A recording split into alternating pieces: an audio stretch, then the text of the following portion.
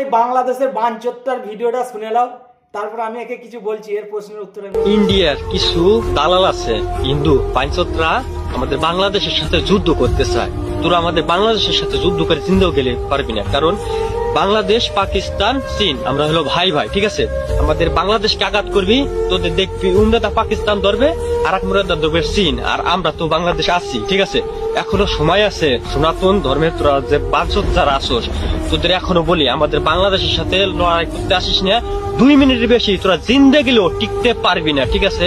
তো তোদের এখনো সময় আছে আমাদের সাথে বাড়তি কোন আউল ফাউল, ঠিক আছে, কোনো কথা বলিস না আমাদের বাংলাদেশের নিয়ে, তাহলে তোদের কোনো একদম মানে কি যে করব আমরা বাংলাদেশি, ঠিক আছে?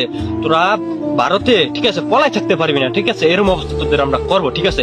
এখনো সময় আছে, বাংলাদেশের কাছে মাপ চাবি, ঠিক আছে? আর বাংলাদেশ নিয়ে উল্টা উল্টা কোনো কাহিনী করবি, ডাইরেক্ট তোকে পুকুত পুকুত করে আমরা বইরে দেবো। কথাটা মাথায় রাখিস, মাইন্ডেডের বাচ্চা। চুদির ভাই চমচম, তোদের কি খেয়ে দে কোনো কাজ নাই? শুধু ইন্ডিয়ার পিছনে লাগিস।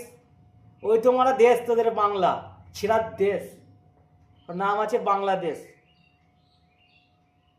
শালা খেয়ে দে কাম ধান্দা নাই, শালা মুতে দিলে ভেসে যাবি বে। শালা না বালক চোদা, ফট এখান থেকে। ইন্ডিয়া, ইন্ডিয়ার সাথে লাগবে। শালা মাইনাই মুখটা দেখেছিস? তোকে হালকা করেই দিলাম, এরপর নেক্সট ভিডিওতে তোকে আচ্ছা আসতে নেবো।